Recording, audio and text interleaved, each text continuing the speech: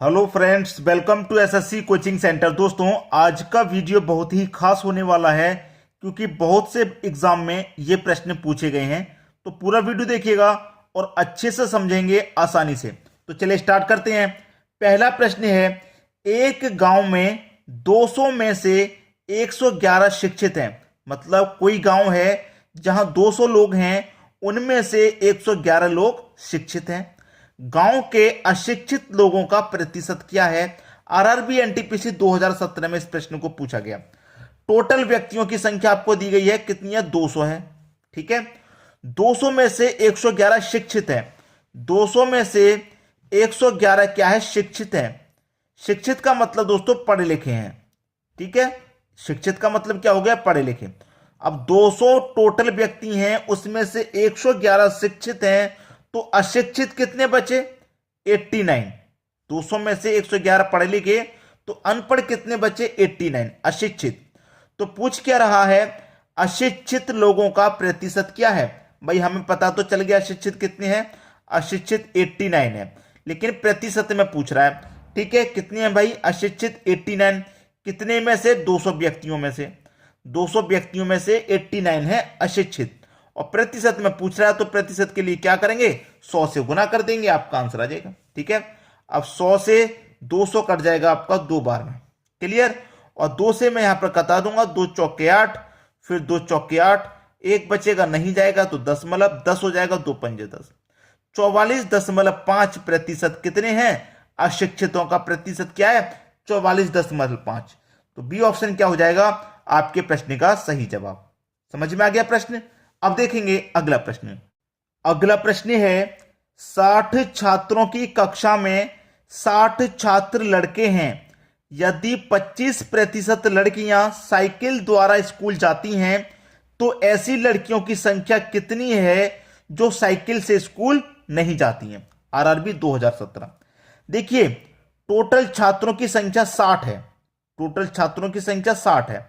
अब 60 हो 70 हो कितने भी हो, वो अपने आप में 100% होंगे। भाई एक कक्षा में कितने भी बच्चे हैं, वो अपने आप में 100% होंगे।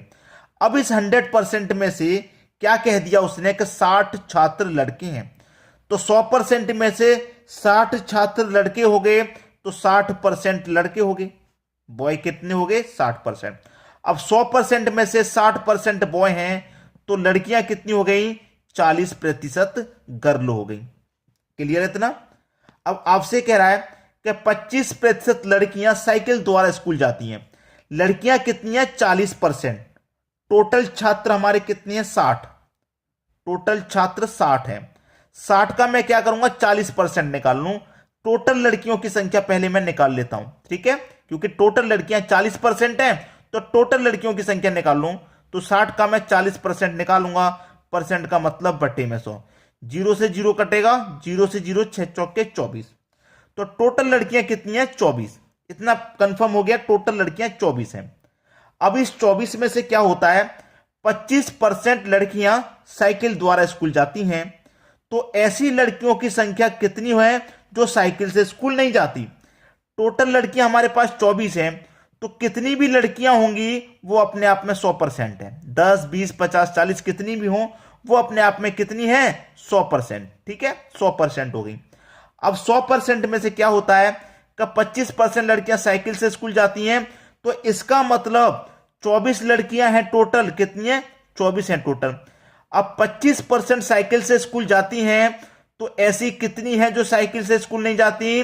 75% हो गई कि नहीं हो गई? भाई टोटल 100% है, 100 में से 25 जा रही हैं साइकिल से, तो साइकिल से जो नहीं जाती वो कितनी हो जाएंगी? 75 हो जाएंगी। 75% हो जाएंगी कि नहीं? तो हम 24 का सीधे सीधे 75% निकाल लेते हैं, क्योंकि हमसे ये पूछा है कि ऐसी लड़कियों की संख्या कितनी है जो साइकिल से स्कूल नहीं जाती हैं। नहीं जाने वाली के बारे में, तो नहीं जाने वाली 75 है। परसेंट का मतलब बट्टे में 100। ठीक है, 25 से 3 बार में कटेगा, और 25 से ये 4 बार में। ठीक है, और 4 छिंग 24, 6 बार में, 6 त्रिका 18। तो ऐसी कितनी लड़कियां हैं जो साइकिल से स्कूल नहीं जाती? 18। टोटल लड़कियां 24, साइकिल से जो स्कूल नहीं जाती वो 18। तो साइकिल से जो स्कूल जाती हैं वो कितनी है? 6। भाई टोटल 24 है, तो 24 में से जो साइकिल से स्कूल नहीं जाती वो 18 हो गई, और जो साइकिल से स्कूल जाती हैं वो 6 हो गई। इसका मान कितना है? ये 25% है। और ये कितने का मान है भाई? ये 75% का मान है। हमसे क्या पूछा? जो साइकिल से स्कूल नहीं जाती। तो साइकिल से स्कूल कितनी लड़कियां हैं जो नहीं जाती? 18 लड़कियां हैं। सी ऑप्शन सही हो गया। तरीके से सॉल्व किया हमने, एक एक स्टेप आपकी समझ में आया होगा, और स्टेप ही समझ में आना चाहिए, उसी से प्रश्न हमेशा सही होता है।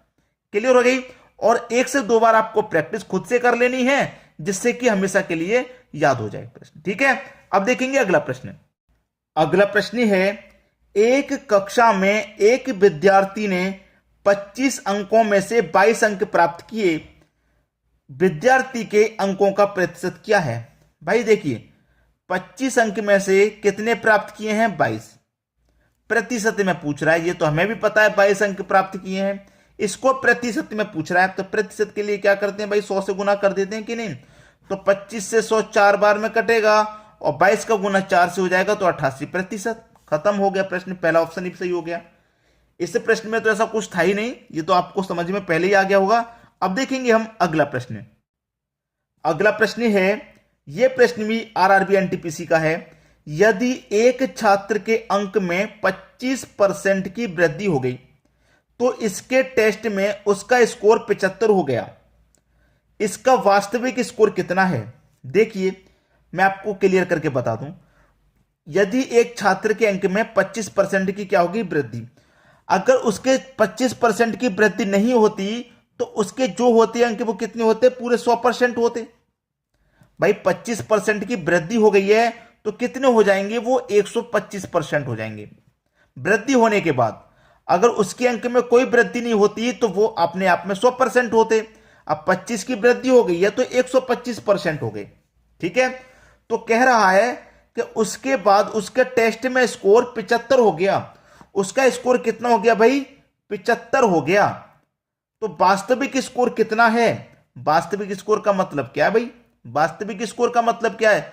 100% का मान पूछ रहा है, तो उसका स्कोर कितना हो गया? 75 हो गया। तो क्या करेंगे? गुने 100 बटे में 125। भाई ये कहां जाएगा? ऊपर आ जाएगा। 125 नीचे आ जाएगा। वास्तविक स्कोर पूछ रहा है कितना हो गया। खत्म प्रश्न। 25 से 4 बार में, 25 से 5 बार में। ठीक है, अब कटा लो। 5 से कट जाएगा 75, 15 बार में। 15 चौके 60, आंसर आ गया। 15 चौके 60, आपका आंसर खत्म। पहला ऑप्शन बिल्कुल सही हो गया। क्लियर सभी को? अब देखेंगे अगला प्रश्न। अगला प्रश्न है, एक कक्षा में आयोजित परीक्षा में एक छात्र ने 25 अंकों में से 9 अंक प्राप्त किए।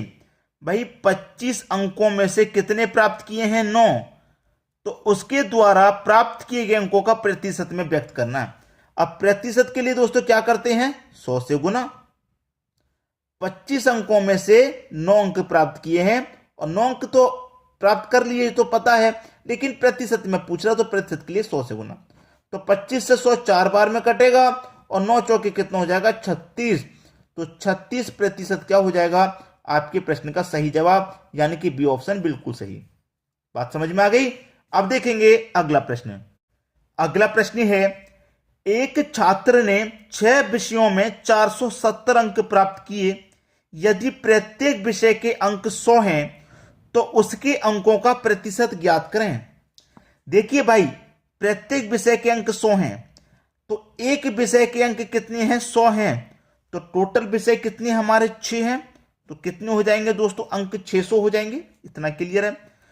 तो 6 विषयों में उसने 470 अंक प्राप्त किए। 6 विषय के मिला के टोटल कितने अंक हो गए? 600 हो गए। 600 में से वो प्राप्त कर रहा है 470। प्रतिशत में बताना है, 100 से गुना कर दो। भाई प्रत्येक विषय के अंक 100 हैं, तो 6 विषय के 600 हो गए, और 600 में से प्राप्त कर रहा है वो 470। प्रतिशत में पूछ रहा है, तो 100 से गुना। 0 से 0 खत्म। ठीक है, 0 से 0 खत्म हो गया। एक 0 से यहां पर भी एक 0 खत्म हो जाएगा, कोई बात नहीं। ठीक है, अब कटा लो। 2 से 3 बार में, 2 से 5 बार में खत्म। ठीक है, क्या 3 से ये कटेगा? 3 से क्या ये कटेगा? नहीं कटेगा, कोई बात नहीं, गुना हो जाएगा, बस बात खत्म हो जाएगी। ठीक है, कर लो भैया गुना। पहले तो मैं 47 का गुना 5 से कर दूंगा, तो 5 सत्ते 35 का 5, कैरी का 3, 5 चौक 20 और 3 23 हो जाएगा। डिवाइडेड बाई कितना भैया 3 है, तो 3 से डिवाइड कर दूंगा। 3 सत्ते 21, 2 बचेगा 25, ठीक है, 2 बचेगा 25, 3 अट्ठे 24, 1 बचेगा नहीं जाएगा, दशमलव लग जाएगा, ठीक है, 10 हो जाएगा। 3 त्रिक 9, फिर से 10 जोड़ा जाएगा, फिर से 3 त्रिक 9, तो 78.33% क्या हो जाएगा सही जवाब, 78.33%, जो कि सी ऑप्शन में दिया गया है। यह आपके प्रश्न का सही जवाब हो जाएगा। अब देखेंगे अगला प्रश्न। अगला प्रश्न है, एक कर्मचारी के वेतन में 30% की वृद्धि की गई। भाई जो वेतन उसे पहले मिल रहा होगा वो अपने आप में 100% होगा, और 30% की वृद्धि हो गई तो वेतन अब कितना हो गया, 130% मिल रहा है उसे, ठीक है। वृद्धि हो गई जिससे उसका वेतन 910 रुपए हो गया। कितना हो गया उसका वेतन, 910 रुपए हो गया। तो बढ़ोतरी होने से पहले उसका वेतन क्या था, बढ़ोतरी होने से पहले उसका वेतन क्या था, बढ़ोतरी होने के बाद में उसका वेतन कितना हो गया, 910 रुपए हो गया, ठीक है, 910 रुपए हो गया। अब कितना पूछ रहा है, पहले उसका वेतन कितना था, पहले तो भैया 100% था, तो 100% का मान निकाल लो, 100 लिखेंगे, परसेंट का मतलब बट्टे में 100, और 130% ये रहा, तो 130 आ जाएगा, बात खत्म हो गई। जीरो से यहां जीरो कटेगा, 13 सत्ते 91 कटेगा, और एक ही जीरो 70 हो गया, ठीक है। 70 का गुना 10 से कर दूंगा भैया 700 हो जाएगा। अब इस तरीके को और दूसरे तरीके से भी कर सकते हैं। बहुत सारे बच्चे ऐसे हैं जिनकी समझ में अभी भी नहीं आ रहा प्रश्न, बहुत सारे बच्चे हैं जिनकी समझ में अभी भी नहीं आ रहा, कोई बात नहीं, दूसरे तरीके से कर लेंगे। पहले उसका वेतन 100% था, 30% की वृद्धि होगी तो 130 हो गया, तो कितना हो गया 130, 130% हो गया कि नहीं हो गया, हो गया भाई।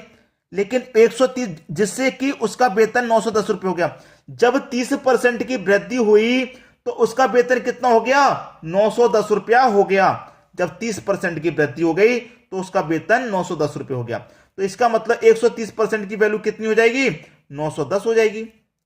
130% की वैल्यू 910, तो 100% की वैल्यू कितनी, 910 बट्टे में कितना 130, और 100% के लिए 100 से गुना, ठीक है। जीरो से जीरो, 13 सत्ते 91, 7 का गुना 100 से कर दूं 700। दूसरा तरीका ये रहा प्रश्न करने का, दोनों से आंसर 700 आ रहा है, ऐसे कर लो चाहे ऐसे कर लो, लेकिन नीचे वाला जो तरीका है ये मैं आपको कई बार बता चुका हूं, तो इसको समझने में आपको आसानी होगी, ठीक है। 700 आपका सही जवाब।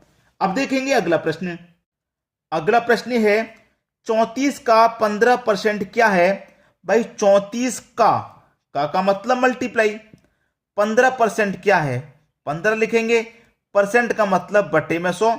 इसको पूछ रहा है ये क्या है, ये क्या है भाई, ये आपको बताना है, ठीक है, बता दीजिए, कोई दिक्कत नहीं। 5 से कटा लो 3 बार में, 5 से कटा लो 20 बार में, ठीक है, कोई बात नहीं।